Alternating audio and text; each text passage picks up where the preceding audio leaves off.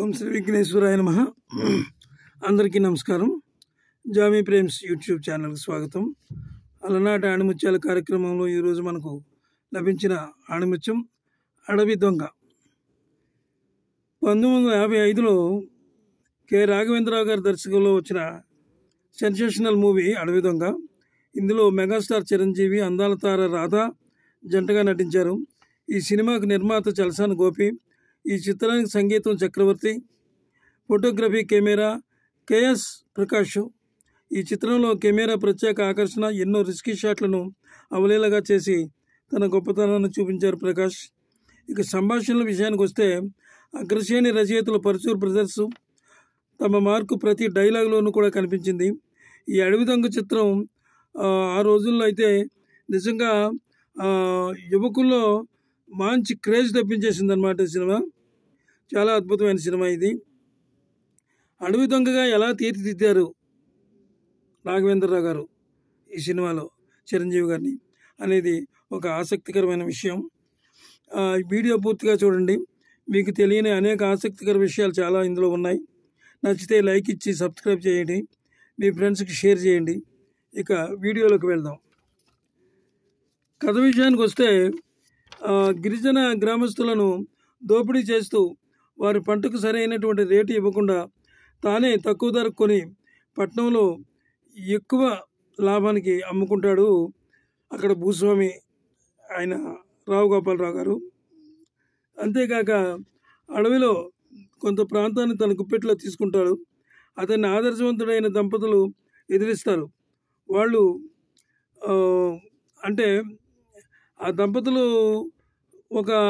అక్కడ ఉండేటటువంటి స్కూల్లో పిల్లల్ని చైతన్యవంతులు చేసి, శ్రీధరును అలాగే శారద అనమాట వాళ్ళిద్దరు దంపతులు, వాళ్ళు అతన్ని ఎదుర్కొంటూ ఉంటారు.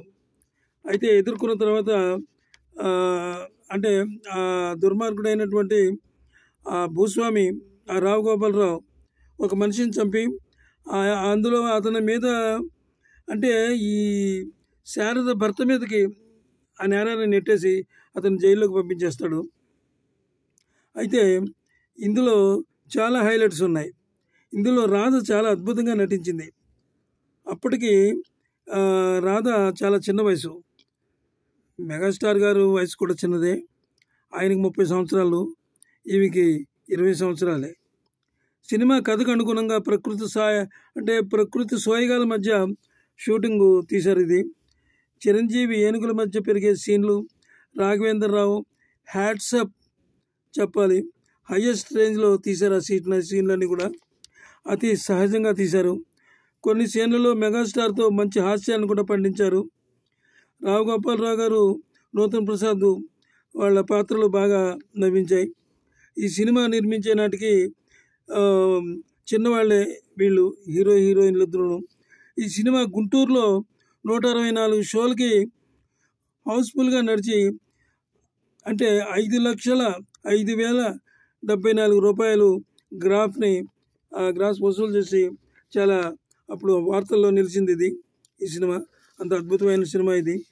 అలాగే మొదటి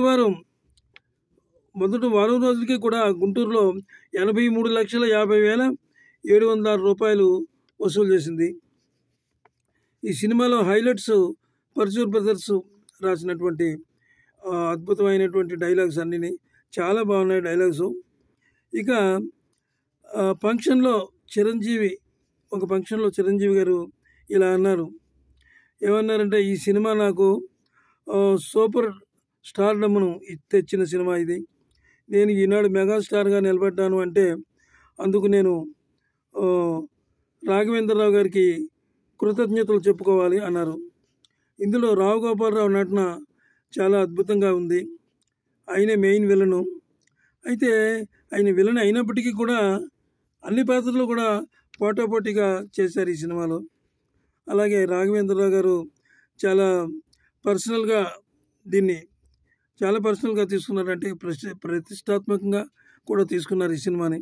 అంత అద్భుతంగా ఆయన చేశారు ఈ సినిమా. అడవి ఏనుగుల దగ్గర రాధా చిరంజీవి ఫోటోలు తీసే సీనప్పుడు మెగాస్టార్ హాస్యం అందరినీ నవ్వించింది అడవి దొంగలో. ఇందులో హైలైట్స్ చెప్పాలంటే చాలా ఉన్నాయి. కానీ ఒక్క మాటలో చెప్పాలంటే నవరసాలు కలిసి ఉన్న సినిమా ఇది. అన్ని రసాలు కూడా కలిసి ఉన్నాయి ఈ సినిమాలో. అడవి దొంగ ఈ వీడియో చాలా అద్భుతంగా ఉంటుంది. ఈ వీడియో నేను చేశాను, కానీ చెప్పాల్సినవి చాలా ఉన్నాయి ఇందులో హైలైట్స్.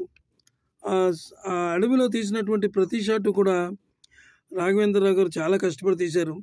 సింహంతో ఫైట్ చేసే సీను నిజంగా ఆయన చాలా సహజంగా తీశారు ఆ సీన్ని చిరంజీవి గారితో. అలాగే కొన్ని ఫైట్స్ ఉన్నాయి.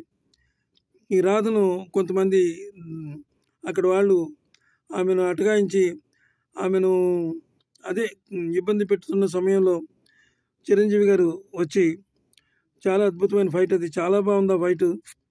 అన్ని విధాలుగా కూడా ఆ ఫైటు అంటే ఒక్క విషయం అని కాదు, ఆ రోజుల్లో ఈ సినిమాకు నిజంగా యూత్ ఎంత అద్భుతంగా కనెక్ట్ అయిపోయారంటే, అసలు అడవి దొంగ ఎలా తీస్తారు, మన హీరోని అడవి దొంగ ఎలా తీస్తారు అని వాళ్ళు ఆశ్చర్యపోయారు. తీసినందుకు మెగాస్టార్ అద్భుతంగా ఆయన నటన గురించి ఇందులో చెప్పడానికి మాటలు లేవు, అంత అద్భుతంగా చేశారు. నిజంగా మెగాస్టారు అంటే చాలా సినిమాలు చేశారు ఆయన, కొన్ని సినిమాలు. కానీ ఈ రకమైనటువంటి చాలా డిఫరెంట్ రోల్ ఇది. చాలా వినూత్నంగా ఉన్నది ఈ రోల్ చేయడానికి ఆయన చాలా కష్టపడ్డారట.